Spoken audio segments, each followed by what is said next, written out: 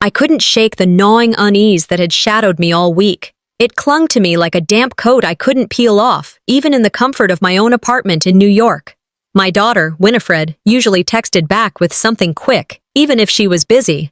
But for the past several days, her replies had thinned out to single words. Fine, later, busy, and then nothing at all. At first, I told myself she was just caught up in school, maybe distracted with friends. Teenagers could be like that. Still, something about the silence unsettled me in a way that felt different this time. Marabel, my sister-in-law, had answered one of my calls with a breezy tone that only deepened my suspicion. "She's fine," she'd said too quickly, as if swatting away a fly. "You worry too much. You know how she gets moody." I wanted to believe her, but Marabel had always treated concern like weakness. I remembered hanging up the phone, staring at the wall, my chest tight. In America, we often say parents can tell when something's wrong with their children. I wasn't sure if that was instinct or fear, but I knew one thing: silence wasn't natural for Winifred. Eleanor Roosevelt once said, "A mother's heart is always with her children." That line echoed in me. My heart told me something was off. It was the middle of a weekday when I closed my laptop at work, marched to my bedroom, and threw a few clothes into a suitcase. Logic whispered that I was being dramatic. But instinct roared louder. Get on a plane. Within an hour, I was staring at my phone screen, credit card in hand, booking a ticket to Florida. The price, the timing, none of it mattered. I had to see her with my own eyes. Anxiety hummed beneath my ribs, but it wasn't paralyzing. It drove me. I wasn't going to wait another day for an update that might never come. The flight was half full, quiet enough that the hum of the engines filled every pause. I sat by the window, pressing my palm against the cold glass, staring at the ribbon of sunset stretched across the horizon. My thoughts swirled as relentlessly as the clouds outside. Was I overreacting? Had I just let paranoia push me onto this plane? But then another voice cut through. My gut has never lied to me. There's a saying I've heard countless times. Trust your gut. It's smarter than your head sometimes. I thought of moments in my life when I'd ignored that advice, moments I still regretted. This wasn't going to be another one. A flight attendant paused at my row, offering me water. "Headed to Florida for business or family?" she asked with that professional warmth they all carry. "Family," I said. My voice was steady, but my hands betrayed me, curled tightly in my lap. "Family always comes first," she replied with a knowing smile. "That's what my mom used to say." I nodded, but inside I was restless. If only she knew that sometimes family fails you, sometimes they hide things. I glanced at the man across the aisle. He was talking on his phone about his grandson's baseball game, laughing so freely. His joy scraped against my worry. I longed for that ease, that certainty. As the plane dipped lower, the ground below turned from soft twilight into scattered lights of coastal towns. I whispered to myself, "Hold on, Winnie. I'm on my way." The cabin dimmed, and with it, I felt the calm before a storm. I wasn't sure what I'd find, but I knew I was bracing for impact. By the time I landed in Naples, the Florida air pressed against me like a heavy, wet blanket. The heat carried with it the smell of salt and something floral that reminded me of summers long ago. The taxi line outside was short, and within minutes I was sliding into the back seat of a cab. "Naples, huh?" the driver said, pulling onto the highway. "You'll see, it's mostly retirees down here.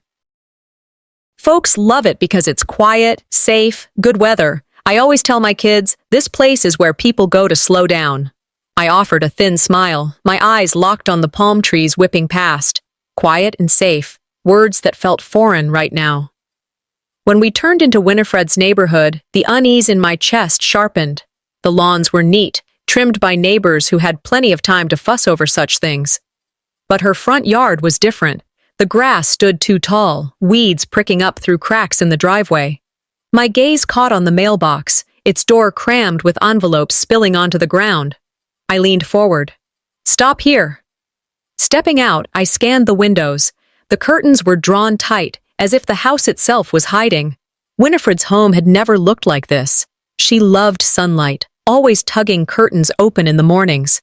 My throat tightened. Something was wrong, something deeper than busyness or mood swings. The driver lowered the window. "Want me to wait?" "No," I said firmly. My eyes stayed on the house. "I'll be fine." But even as I said it, I wasn't sure I believed myself. I walked up the cracked path, the sound of my shoes crunching on gravel. The closer I got, the stronger the sense of abandonment pressed against me. The air smelled faintly of damp wood, and mosquitoes buzzed near my ears. I reached for the doorknob. Dust clung to the metal, rough under my hand. Locked. I stepped back, scanning again. No lights glowed behind the curtains. No sound of a TV or music, just the hum of insects and the occasional rustle of palm leaves. The house felt more like a sealed box than a home.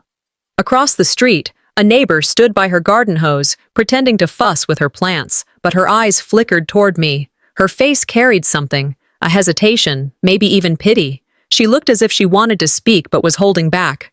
I swallowed hard, the betrayal already forming in my chest. In America, they say you can read a house from its porch. This porch looked abandoned by hope itself. I leaned against the railing, steadying myself. My mind began to spool memories. Winfred leaning out of these very windows years ago, calling me inside for dinner, her laughter spilling into the street.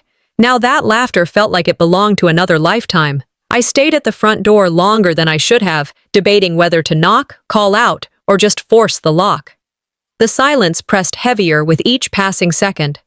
I thought about Winifred's last words to me weeks ago, something trivial about a school project, but now the memory twisted, sounding almost like a plea I had failed to hear.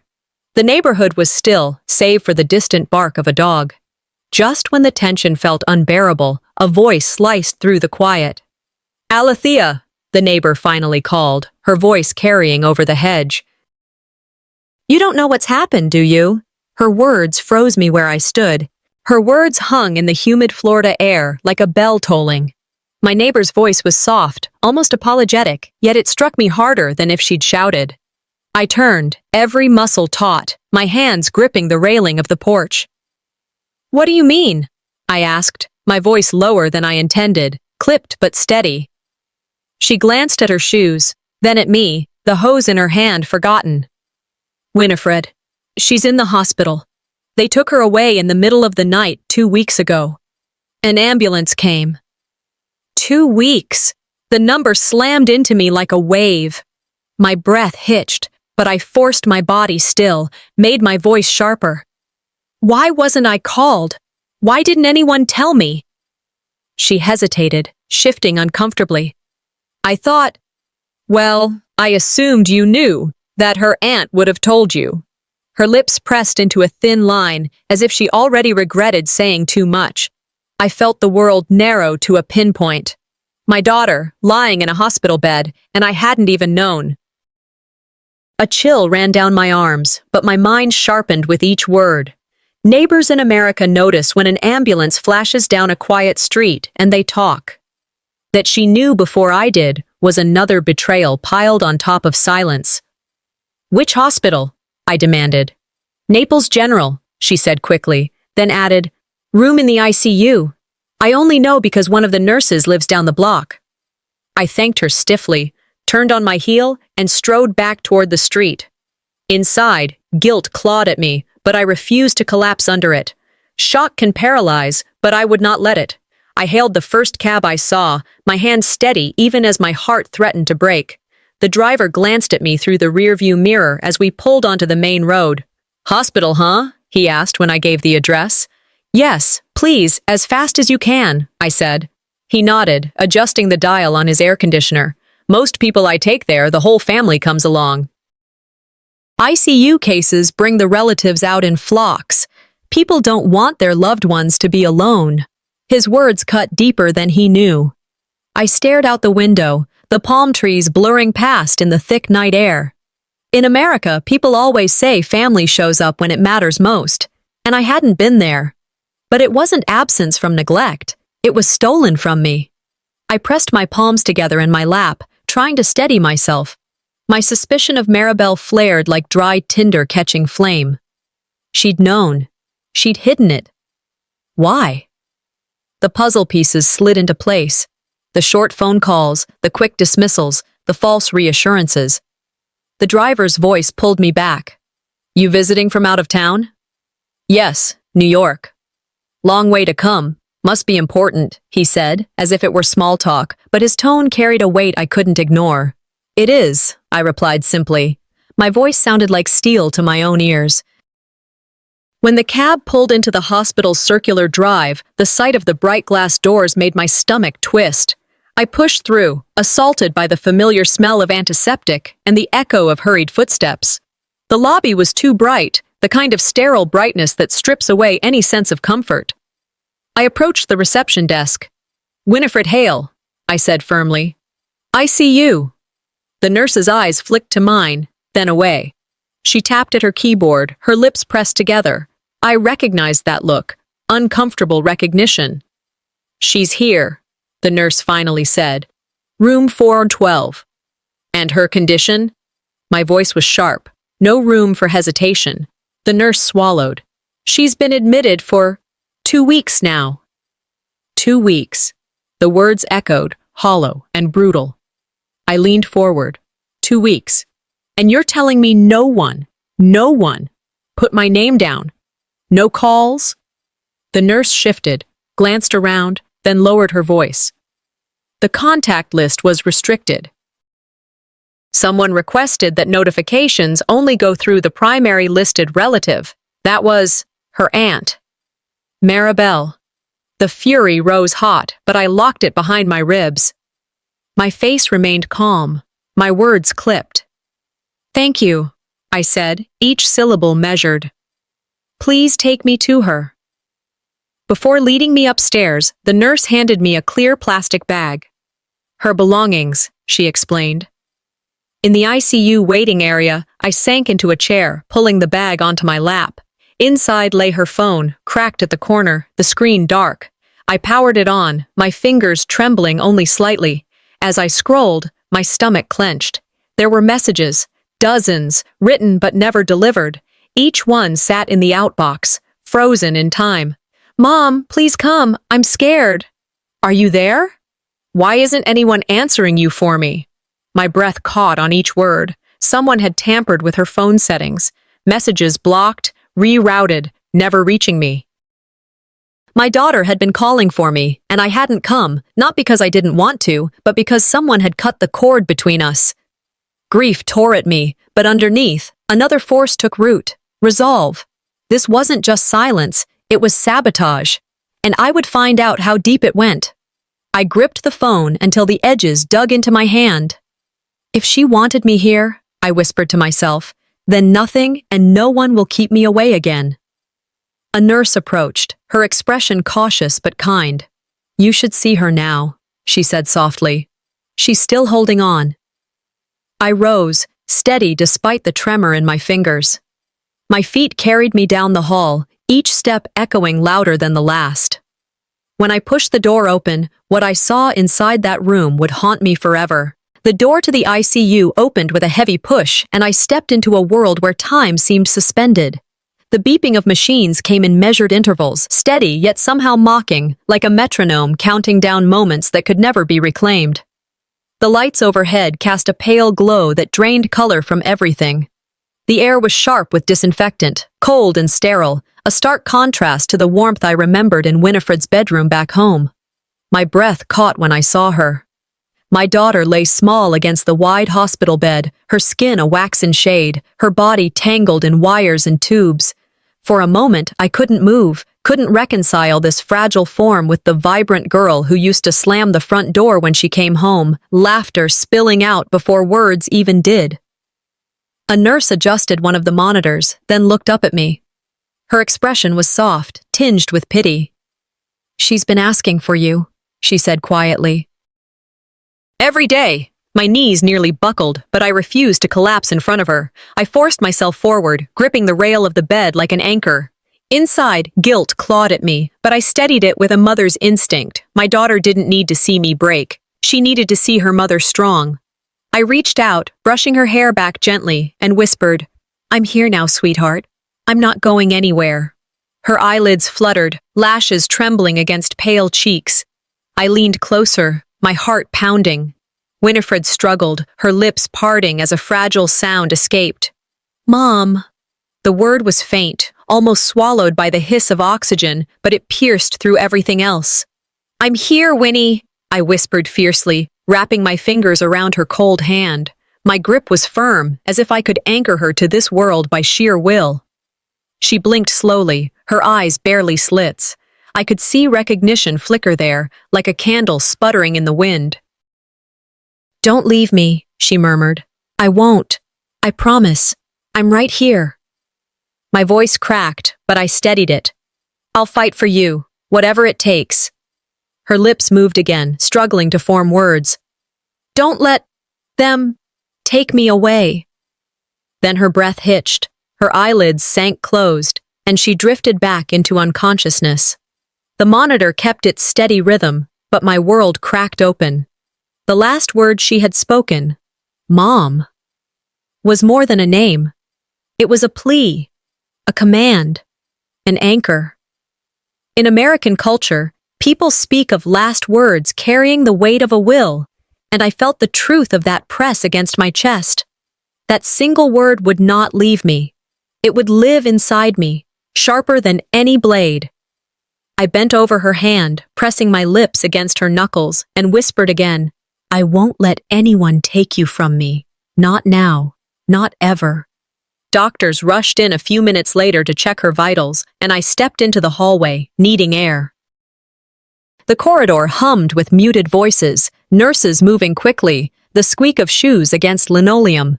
My mind swirled with Winifred's words, her fear carved into my bones.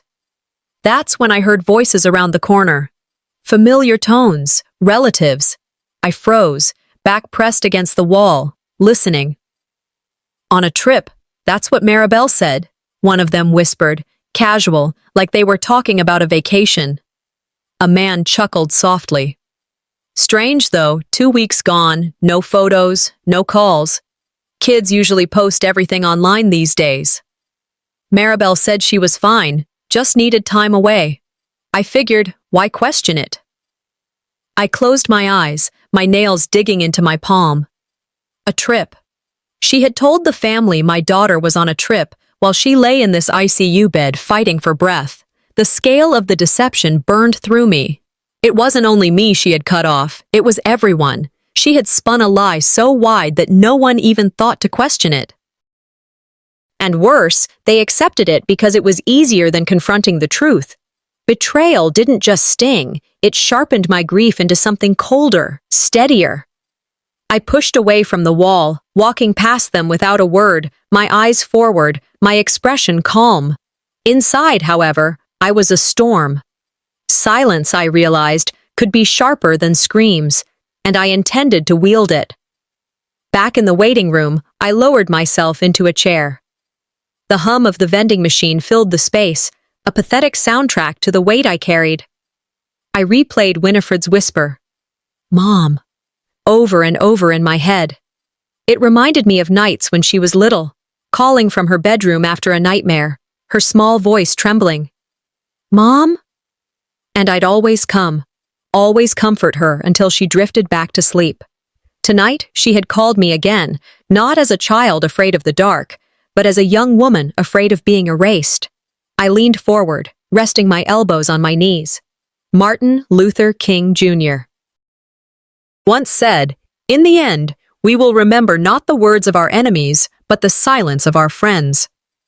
I felt that silence surround me now. The family who believed lies, the relatives who didn't question, the friends who looked the other way.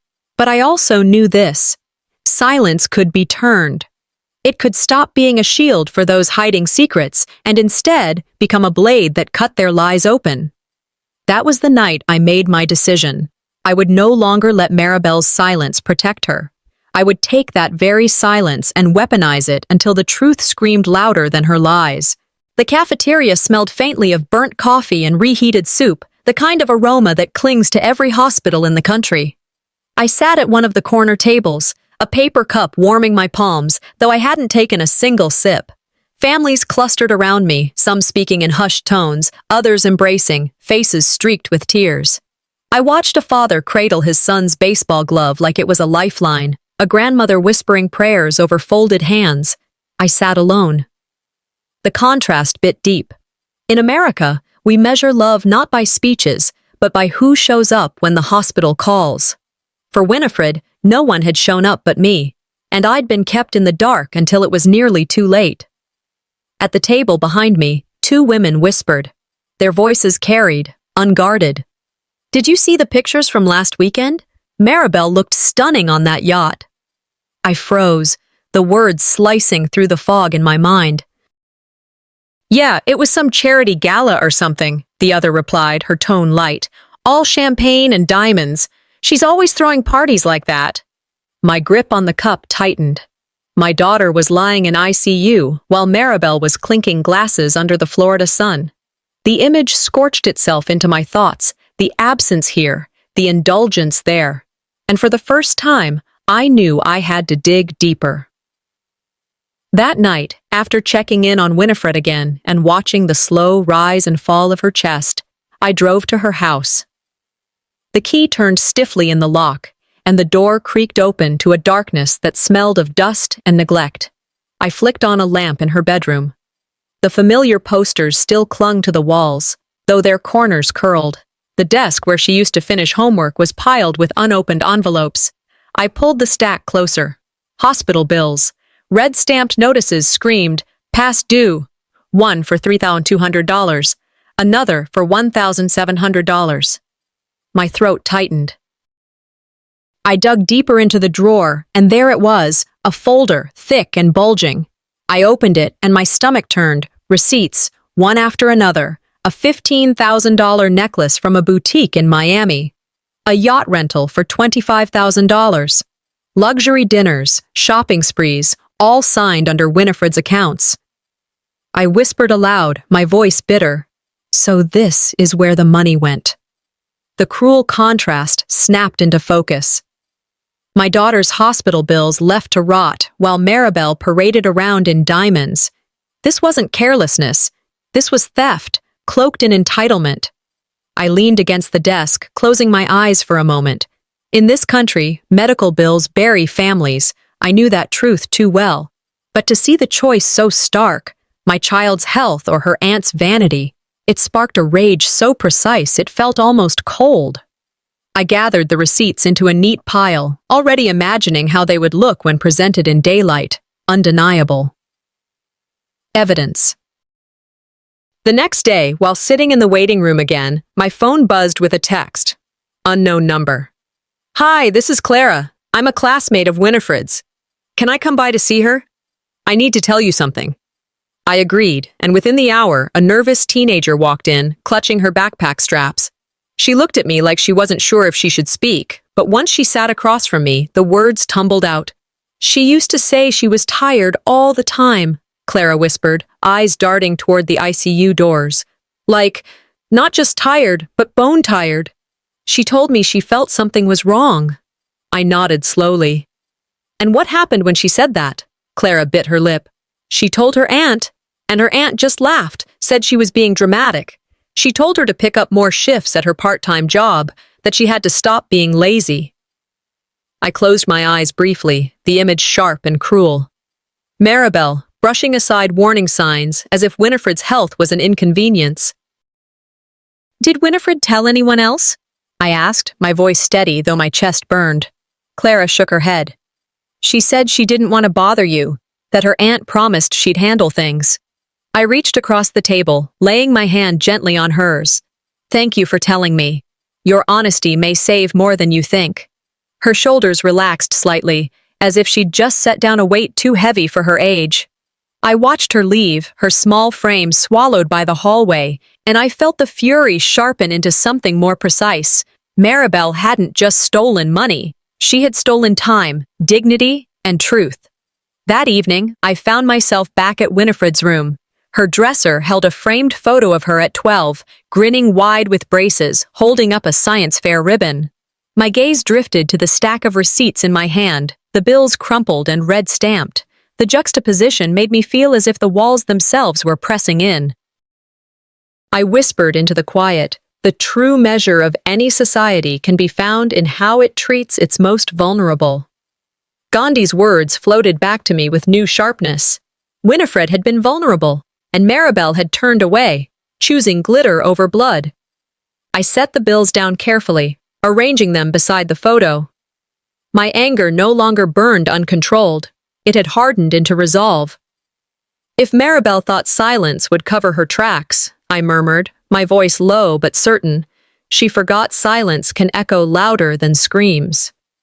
I stood, the room heavy with memory, the evidence secure in my grasp, and I was ready to let her hear the echo. The hospital corridors grew quieter as night settled in. I walked back to my temporary hotel room across the street, carrying the weight of receipts, bills, and Winifred's fragile breaths echoing in my mind. The air outside was sticky, heavy with salt, but inside the room the silence pressed against me harder than the Florida humidity ever could. I tried to close my eyes, but every time I did I saw two images overlapping, the pile of past due hospital notices and my daughter's hand limp in mine. Those bills sat ignored while her aunt had walked around in diamond earrings, drinking champagne. Rage simmered just beneath my ribs, keeping me from sleep. I reached for Winifred's phone again. The cracked screen lit up in my palm, a dim glow in the otherwise dark room. Scrolling through her apps, I felt like I was holding a diary written in fragments of pictures and words. In America, people say social media often reveals more than direct conversations, and I knew that to be true. People are careless when they believe no one's watching. I tapped into her feed, half dreading what I might find, half hoping for something that would connect the missing pieces. As I scrolled further back, my pulse began to race. A pattern of indulgence played out in curated squares, lavish dinners, designer clothes, smiling faces framed against ocean sunsets. My chest tightened. I knew these weren't Winifred's posts. They were Marabel's, parading on the account she half-controlled. Anticipation turned to dread. Something bigger was waiting for me in those feeds. I could feel it, like the hush before a storm. Then I found it. A live stream, still saved, its thumbnail catching Marabel mid-laugh, glass raised. I tapped, and the sound erupted through the quiet, music thumping, voices shrill with champagne glee. The video shook as the phone moved across a yacht deck where couples swayed and danced.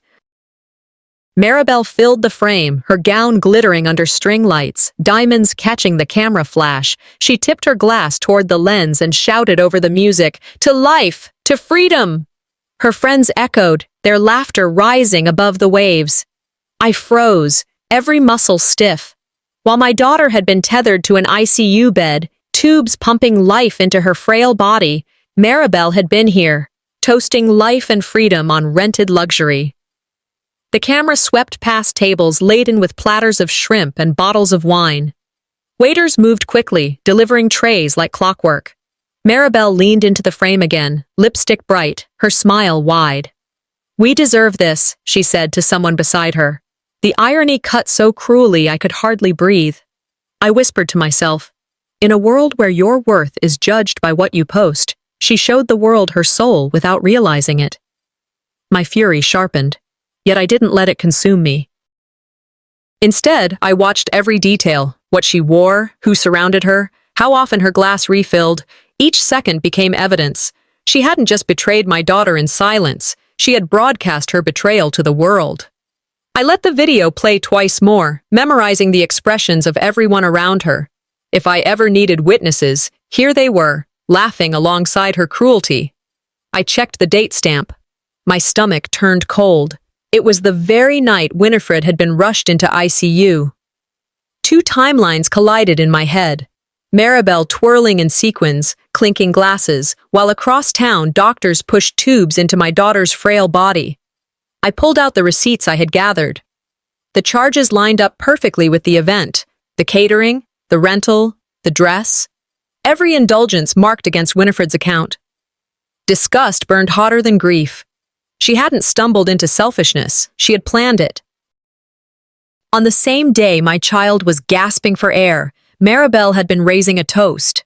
I gripped the phone, the fury in me steady now, almost cold. If she thought I'd stay silent, I murmured into the dark. She never knew me at all. But I didn't call her. I didn't send the proof to anyone. Timing mattered. Americans respect action when it's backed by cold, irrefutable evidence, not just outbursts of emotion.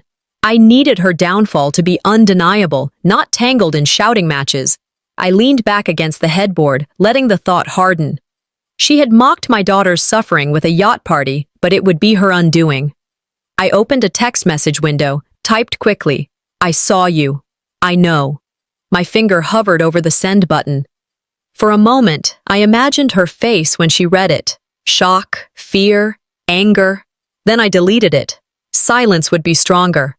The longer she believed she was safe, the harder the fall when I pulled the ground out from under her. Napoleon once said, "Never interrupt your enemy when they are making a mistake." Tonight, Marabel was still making hers. I wasn't about to interrupt.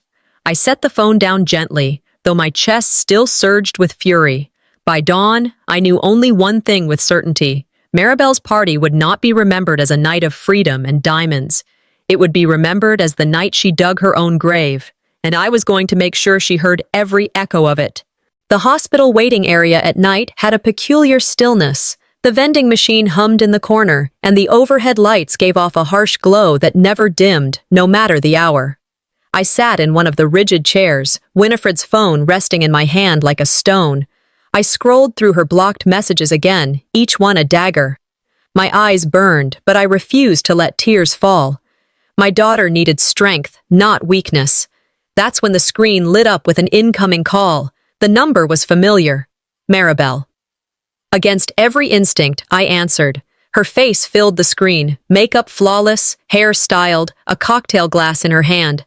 Behind her, music thumped, people laughed, lights twinkled over another yacht deck. She tilted her head, smirking. "Well, look who finally decided to pick up." I stared at her. "Winifred is in the ICU. Where are you?"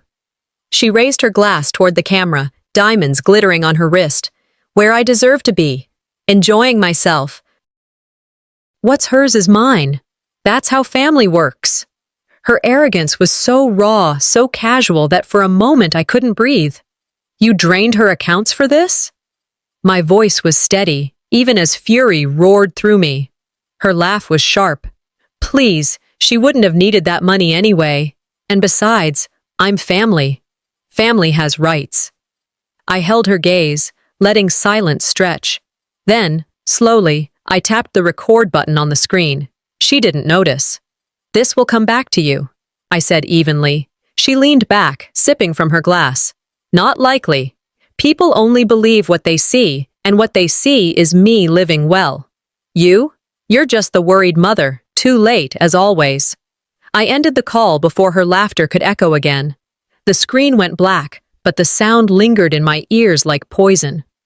I sat motionless, the phone heavy in my palm. Humiliation curled in my chest, hot and bitter. But I wouldn't give her the satisfaction of seeing me unravel. In America, silence in moments like this can feel like weakness, but silence can also be power. I thought of something I'd once read. Sometimes the most powerful thing you can say is nothing at all. Marabel thought she'd humiliated me. She thought her words had landed like final blows. But I knew better. Silence, paired with evidence, would cut deeper than any argument. I whispered to myself, "You don't even see the trap you're building." I slipped Winifred's phone back into the clear bag and pulled out the folder of receipts again. I wasn't going to lash out. I was going to build a case so tight that no denial could slip through it. What she'd just said, the entitlement, the confession, was recorded. She had handed me her arrogance on a platter, and I intended to use it. The next morning, I went through Winifred's belongings again. In the folder, tucked between overdue bills, I found bank statements. My heart sank as I scanned the numbers. Large transfers labeled luxury rentals, boutique, events. One account name leapt out at me, Marabel's. The account had been switched to joint ownership days before Winifred had collapsed and been admitted to ICU. I picked up the phone and called the bank, forcing calm into my voice. The representative was polite but firm. "Yes, ma'am. According to our records, authorization was given. Mrs. Marabel Hale had full access as joint holder. I clenched my jaw. And when exactly was that authorization signed? There was a pause as keys clicked in the background. The paperwork was filed 3 days before the ICU admission. 3 days. I thanked her evenly, jotting down every detail. When I hung up, the rage that swelled in me was sharp, but it didn't consume me. I wasn't going to scream. I was going to document, copy, preserve. In this country, paper trails never lie, and hers was soaked in greed. I scanned each page, took photos, labeled every file. Each transaction became a weapon.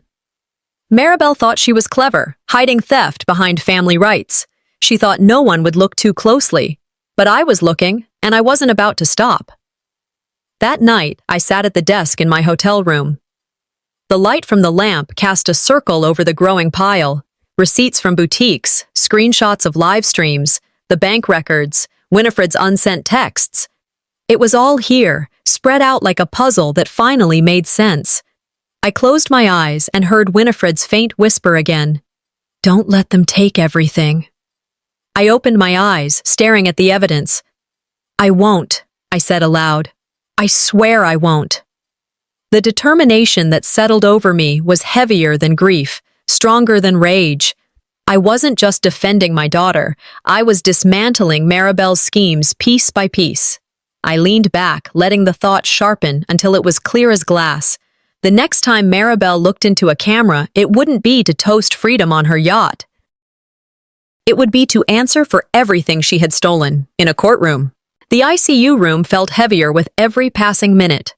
Machines beeped steadily behind me, and I forced myself to step into the corridor just to breathe. The fluorescent lights above hummed, casting a sterile glow on the polished floor. I was about to head toward the waiting area when a nurse brushed past and, glancing around to be sure no one noticed, tugged at my sleeve. "Can we talk?" she whispered. I nodded, following her to a quieter corner near the nurse's station. Her voice trembled, her eyes darting nervously. "Your daughter. She asked for you every day. She couldn't understand why you never came. She thought—" The nurse hesitated. "She thought you'd abandoned her." My chest clenched. The air felt ripped out of me, but I steadied myself. Why wasn't I called? Why didn't anyone tell me she was here? The nurse bit her lip. "Your sister-in-law came in the night she was admitted. She told us you weren't available. She signed the papers to restrict the contact list. Legally, as next of kin, we had to follow it." I closed my eyes for a moment. Marabel had rewritten reality, and my daughter had suffered because of it. Winifred believed I had chosen not to come. That truth struck harder than any insult. When I opened my eyes, my voice was calm, clipped. "Thank you for telling me. This matters more than you know." The nurse nodded, relief softening her face. I turned away, grief sharpening into fury, but I carried it silently. The silence was no longer weakness. It was a weapon I was beginning to sharpen. Later that evening, as I walked out of the hospital to clear my head, a young man approached hesitantly.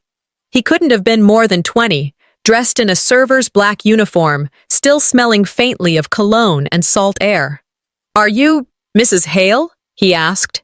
"Yes," I answered cautiously. He shifted uncomfortably before speaking. "I worked at the yacht party your sister-in-law hosted." I shouldn't say anything, but I couldn't keep it to myself. I studied him, waiting.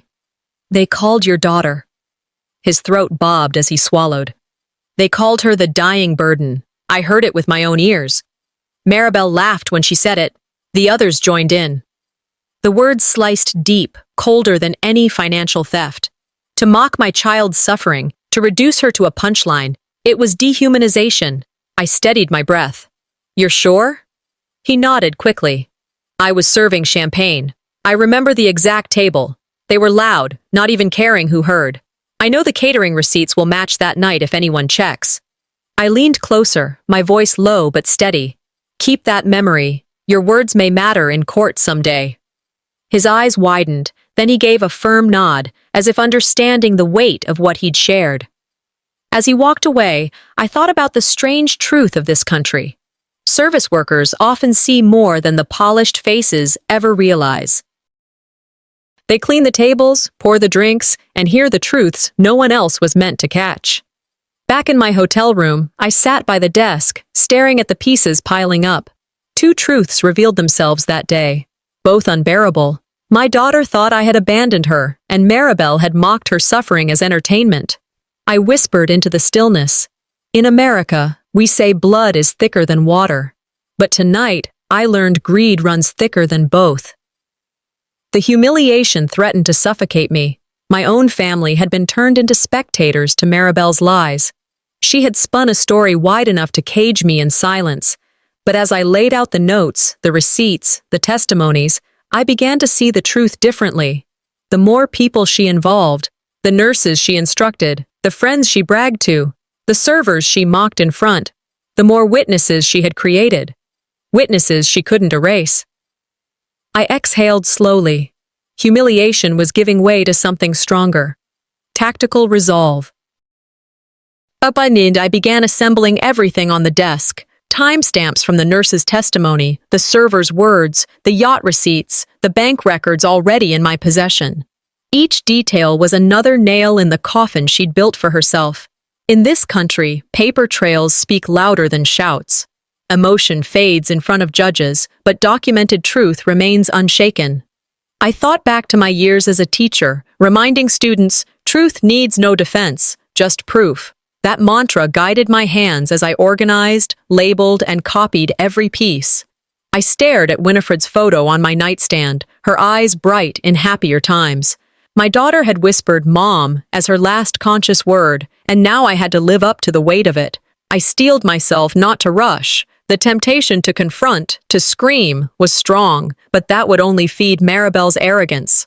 No, the silence I carried would not shield her anymore.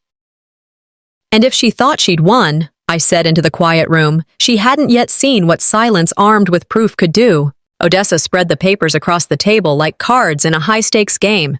The morning sun slanted through the blinds of her office, striping the documents in lines of gold and shadow.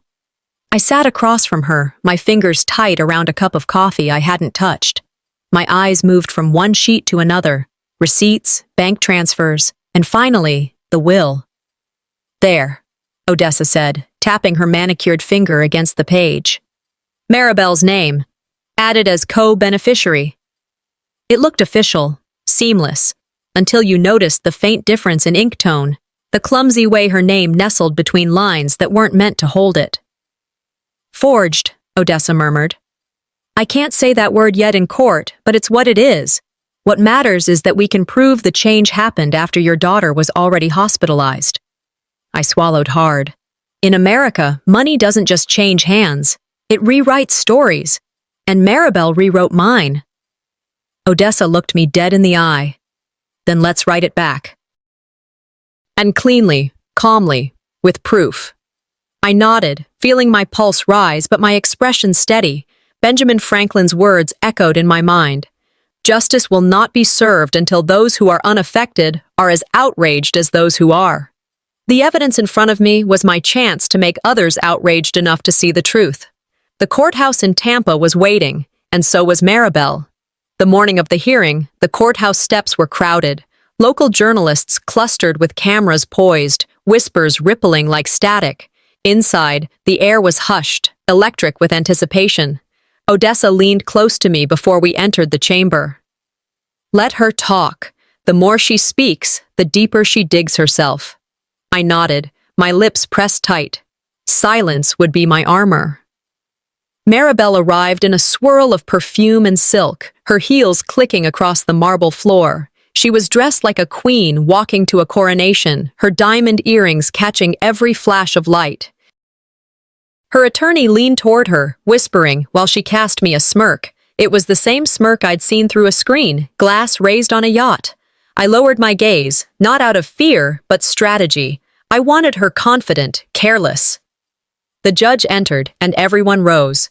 My heart thudded in my chest, but outwardly, I was still patient. The tension grew as the opening statements rolled on. Marabel's lawyer painted her as a devoted relative, unfairly attacked. Each word was a lie stacked upon another, but I said nothing. I kept my silence, knowing our turn was coming. Odessa stood with the calm of someone who knew she carried the heavier sword. Your Honor, I submit into evidence a series of financial records, medical bills, and an altered will that speaks for itself. She placed the documents one by one, each hitting the table with a quiet authority. The room seemed to hold its breath. Then came the moment. Additionally, Odessa said, her voice steady, we have this message sent by Mrs. Marabel Hale herself.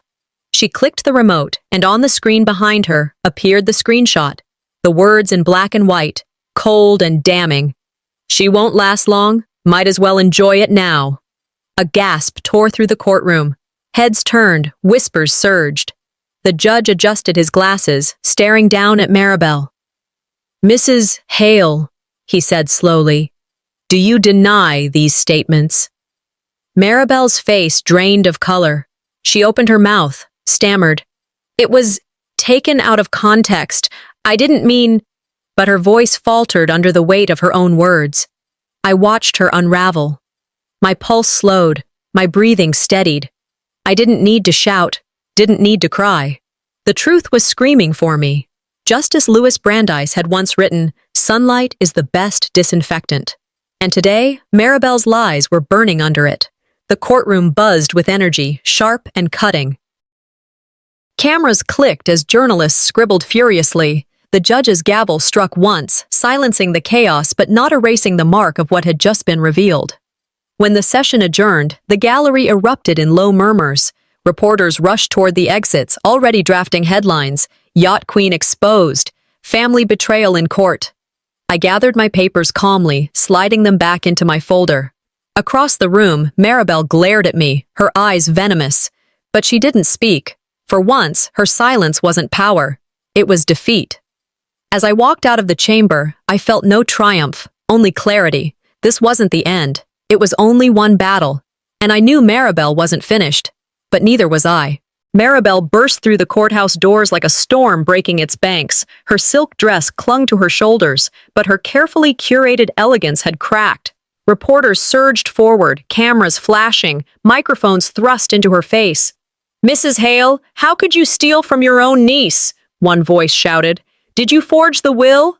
Another barked. She raised her hands, pushing back the crowd, her eyes wild. Lies! All of it! I never... Her voice pitched high, more shriek than speech. Flashbulbs popped, freezing her panic in harsh light. Her diamond earrings, the ones she flaunted online, swung wildly as she shoved at a cameraman. Back off! You don't know what you're talking about. But the crowd pressed closer, their questions like knives. I stood at the top of the steps, watching silently. For years she had worn the mask of a queen, but tonight the crown slipped and shattered under the weight of truth. In America, reputation can vanish faster than wealth. Tonight, hers drowned under the lights. She bolted toward her car, reporters chasing like a pack. Her attorney trailed helplessly, his briefcase bumping against his leg. The cameras followed every stumble, every furious wave of her hand. By the time she slammed the car door, her face was pale, her jaw clenched. Tires screeched as she sped away, leaving behind a storm she couldn't escape. Hours later, in the hospital cafeteria, I sat with my phone propped against a cup of untouched tea. The screen glowed with headlines, video clips looping endlessly. Hashtags trended across every platform. Yacht Queen exposed. Family betrayal. Diamond lies. One clip showed her shouting, mascara streaking as she yelled, "It was taken out of context!" The crowd jeered, their disbelief louder than her excuses. Vindication pulsed through me, but it wasn't joy. It was heavy, mixed with sorrow. Justice without my daughter safe would always feel hollow. I remembered Abraham Lincoln's words. Character is like a tree, and reputation like a shadow.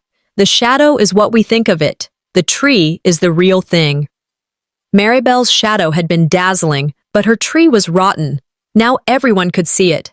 The frenzy online grew faster than any court ruling. Memes, screenshots, commentary. Her fall had become entertainment, a public spectacle.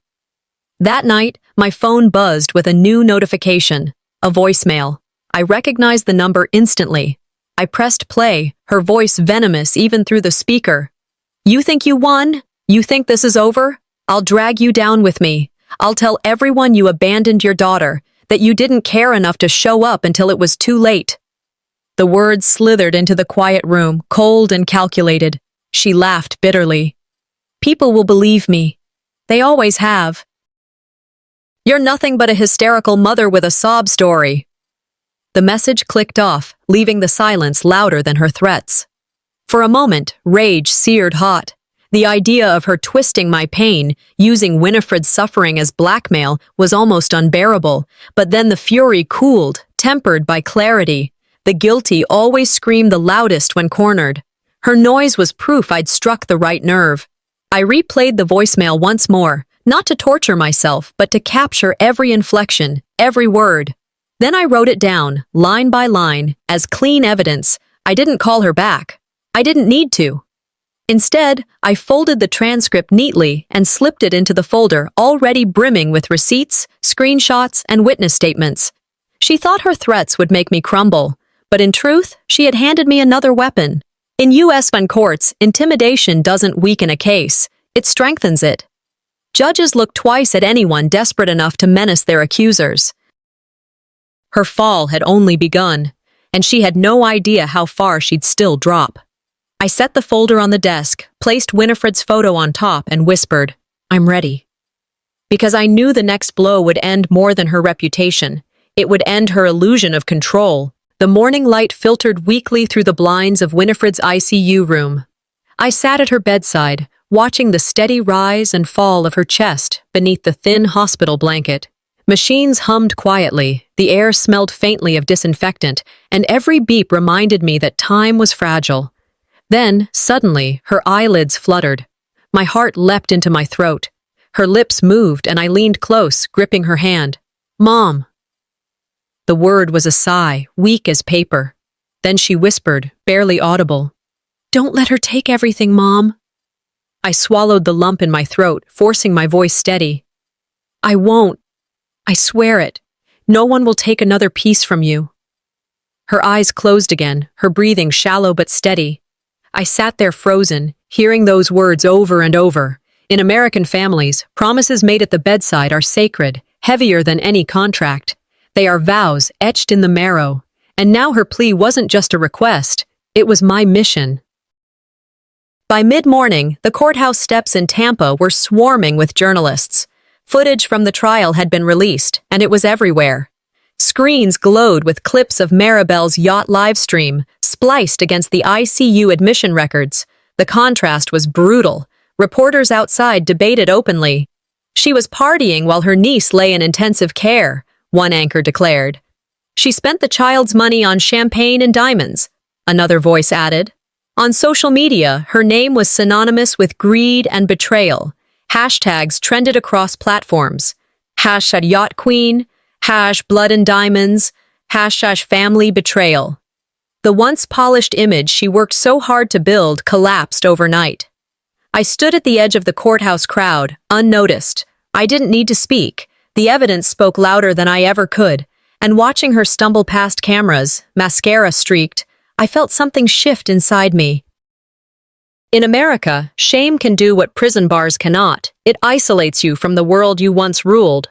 Marabel had ruled her circle with money and charm, but now she was a pariah, her empire reduced to viral clips and ridicule. Later, back in the hospital cafeteria, I scrolled through the news coverage while sipping cold coffee. Contracts were being pulled, charity boards announced her removal, and the socialites she once courted were publicly distancing themselves. "No one wants to be associated with her now," a commentator on TV said, shaking his head. The vindication was sharp, but it came laced with sorrow. None of it brought back the time Winifred had lost or restored the strength that had been drained from her. Still, it restored something that mattered almost as much: her dignity. I thought of Martin Luther King Jr.'s words. "The arc of the moral universe is long, but it bends toward justice." Today, the bend was visible. Today, it bent in our favor. I turned my phone off, sliding it back into my bag. Around me, other families sat waiting, some crying, some praying. Their pain was raw, familiar. My fight was different, but we shared the same truth. Dignity was everything, and once stolen, it had to be fought for. That evening, Odessa met me in her office. The folder between us was thicker than ever. Receipts, statements, screenshots, transcripts of threats. She placed the final injunction papers in front of me. Once this is signed and filed, she won't have access to a single cent of the estate, not one account, not one property. It'll all be locked down. I took the pen, the weight of it heavy in my hand. Winifred's whisper rang in my ears. Don't let her take everything. My signature slid across the page. A vow fulfilled. Odessa nodded. You've done it. The law is both a shield and a sword if you know how to wield it. I leaned back, exhaling slowly. Satisfaction mingled with exhaustion. Marabel's empire of lies was gone, but as I left the office, I knew my battle wasn't only about tearing her down. It was about standing in the ruins, facing what was left of my world, and deciding what to build from it. Her downfall was justice, but my reckoning, the life I would shape after, was only beginning. Winifred's words still echoed in my mind the morning after the injunction was filed. Don't let her take everything, Mom. That plea had settled deep in my bones, looping over and over until it became the rhythm of my every breath. I sat by her bed, watching the frail rise and fall of her chest, her lashes barely visible against her pale skin. The machines hummed steadily, but I could see the doctor's expression when he walked in. It told me more than his careful words. He spoke gently, but he didn't sugarcoat it. Her body is very weak. We're keeping her comfortable, but the prognosis is not good. I nodded once, steady, though my throat burned. I understand. Just make sure she isn't in pain. That's our priority, he assured me before leaving the room.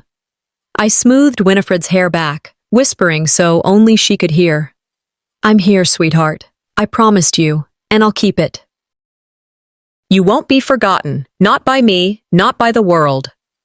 In America, when families gather at hospital bedsides, promises carry more weight than anything written on paper. They are vows etched into the soul. Mine was clear now. I would protect her dignity above all, even if I couldn't save her body. That evening, unable to bear the stale air of the ICU, I walked down the hall to the hospital chapel. It was a small room, dimly lit, with wooden pews worn smooth by countless prayers. I sat alone, the silence pressing in, and let my thoughts unwind. I thought of Winifred's childhood laughter, the way she used to run barefoot across the lawn in summer, squealing when I sprayed her with the garden hose. I thought of my sacrifices, late nights grading papers, skipped vacations, things I had never resented because they built the life she deserved. But then I thought of Marabel, of the lies, the blocked messages, the yacht party, while my daughter was gasping for air. And I realized something. I could not repair a family that had betrayed me so completely. What I could do was protect my child's memory, carve it into the world so that no one could erase it again. Sometimes you don't get closure, you just move forward, I whispered, remembering the anonymous quote I had once read. Closure wasn't coming, not from Marabel, not from anyone, but moving forward was still possible. Toxic family ties are chains. Breaking them isn't weakness, it's survival. I knew many people my age who had learned that same truth, the ones who walked away from relatives who caused more harm than healing. And now it was my turn. Back in my hotel room, I opened my journal, the one place I had always poured the words I couldn't say aloud. Tonight, I didn't just write thoughts. I wrote a declaration. I will not beg for a seat at a table where love has no chair for me. The words flowed like a flood. I recalled every betrayal, blocked messages that left my daughter alone, an altered will meant to erase her, the yacht party thrown on the night she entered ICU. Each memory could have crushed me, but on the page, they became reasons to stand taller. I paused, pen hovering, and thought of Lena Horne's words. It's not the load that breaks you down, it's the way you carry it. I couldn't drop this load, but I could carry it differently. Not as a weight that bent me, but as proof of my resilience. Grief was still there, a sharp edge that would never fully dull, but grief did not own me. Empowerment began to take root, winding through the sorrow like ivy climbing a broken wall. I closed the journal with a steady hand. I would rebuild my life, not in the shadow of betrayal, but in the light of truth. It was nearly midnight when my phone rang. The number was unfamiliar. I hesitated, then answered. Mrs. Hale? The voice was professional, warm. My name is Daniel Price. I represent several charities in Florida. Your daughter's story has reached the news, and people are reaching out. They want to help. I blinked, stunned. Help? How? Donations, volunteers, messages of support. They've been calling since the verdict. They're saying her story inspired them, that she deserves to be remembered with honor. For the first time in months, the tightness in my chest eased. Genuine community support, people I had never met, caring enough to stand with us. Thank you, I whispered, my voice breaking despite myself. I turned to Winifred's photo on the nightstand, her smile frozen in time. Your voice was heard, Winifred. As I ended the call, I sat in the quiet room, a faint smile tugging at my lips. I realized then that my fight wasn't ending. It was only beginning. The courthouse in Tampa was hushed when I walked in, though the tension pressed down like a storm waiting to break. The oak benches were full. Reporters lined the back row, families crowded the sides, and every whisper seemed to die as the judge entered. I sat firm, Odessa by my side, the folder of evidence resting on the table in front of us. My palms didn't sweat this time. They were steady, my resolve anchored by a single promise, Winifred's last words. The judge's voice carried across the chamber. We reconvened to decide the final disposition of the estate. Marabel sat 2 rows away, her face pale but her attire still extravagant, as though sequins could rebuild a shattered reputation. I kept my eyes on the bench, waiting. The judge lifted the altered will. This document has been reviewed, analyzed, and proven tampered with. Mrs. Marabel Hale, you abused trust. Now the law will remind you what trust means. Gasps rippled through the gallery. I didn't move. I only listened as the gavel struck down, final and unshakable. All accounts, funds, and assets are hereby removed from Mrs. Hale's access. The estate will be managed under the sole authority of Ms. Alethea Hale until further notice.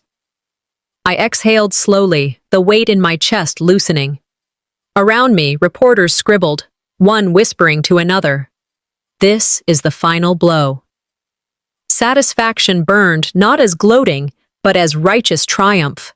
The power she once flaunted was gone, stripped clean, leaving her empty-handed. The chamber cracked open into chaos when the ruling ended. Marabel shot to her feet, her voice shrill. This isn't fair! You don't understand! This money was mine too! The crowd erupted with murmurs, many shaking their heads. Someone muttered loudly, Greed has no shame. She flailed toward the bench, but 2 bailiffs caught her by the arms. You can't do this to me, she cried. I built everything. She's nothing without me. Her protests rang hollow, drowned out by the disgust of the crowd. Once, her voice had commanded rooms, charmed guests. Now it sounded pitiful, desperate. As she was escorted out, her eyes met mine, wild with fury. I didn't look away. I didn't need words. Justice had spoken, and no diamond could outshine it. In America, once public shame sticks, recovery is nearly impossible, and hers was cemented in headlines and whispers she could never erase. I thought of Plato's words. The punishment of the wise who refuse to take part in government is to live under the government of worse men. For too long, I had stayed silent, letting her dictate the story. No longer. Days later, I sat across from Odessa in her office. Papers were neatly stacked, the air smelling faintly of coffee and ink. She pushed one final document toward me. This will establish the Winifred Hale Foundation, she explained. Funds secured, assets redirected. Once signed, no one can touch it. It'll go toward helping children like her, those left vulnerable, abandoned by the people meant to protect them. I picked up the pen, my hand steady. If I can keep even one mother from hearing the silence I heard, then she did not die in vain. The words surprised me as they left my mouth, but they were true. When my signature dried on the page, something shifted inside me. Anger softened into purpose. Grief transformed into action. I felt lighter, not because the pain was gone, but because it had been given direction. Later, I found myself considering something I hadn't dared before, mentoring, maybe even adopting. Persephone, the quiet girl I'd met through the hospital's support group, lingered in my mind. Perhaps she was the beginning of something new. Seeds of renewal, planted in the cracks left by sorrow. That evening, I drove to the Naples shoreline. The Gulf stretched endlessly, waves glinting in the pink wash of sunset. I carried a small photo of Winfred tucked against my chest. On the sand, I lit a small candle and pressed it gently into the shore. The flame flickered, bending in the wind, but refusing to go out. I watched as the tide reached forward, touching the base of the candle, retreating without stealing it away. Beside me, Persephone slipped her small hand into mine. She looked up at me, wide-eyed, her voice soft. "Does this mean she's with us?" I squeezed her hand gently. "Yes. Every wave, every light. That's her." We stood there together, the horizon glowing gold, the photo of my daughter resting in the sand beside the candle. Grief remained, but hope had taken root beside it. I whispered to the sea, to the wind, to her. I came to Florida unannounced and found betrayal, but I also found my strength, and with it, I built a life Marabel could never touch. The candle flame held steady, reflected in the water's edge. Because sometimes the greatest revenge is not in their ruin, it's in our rebirth.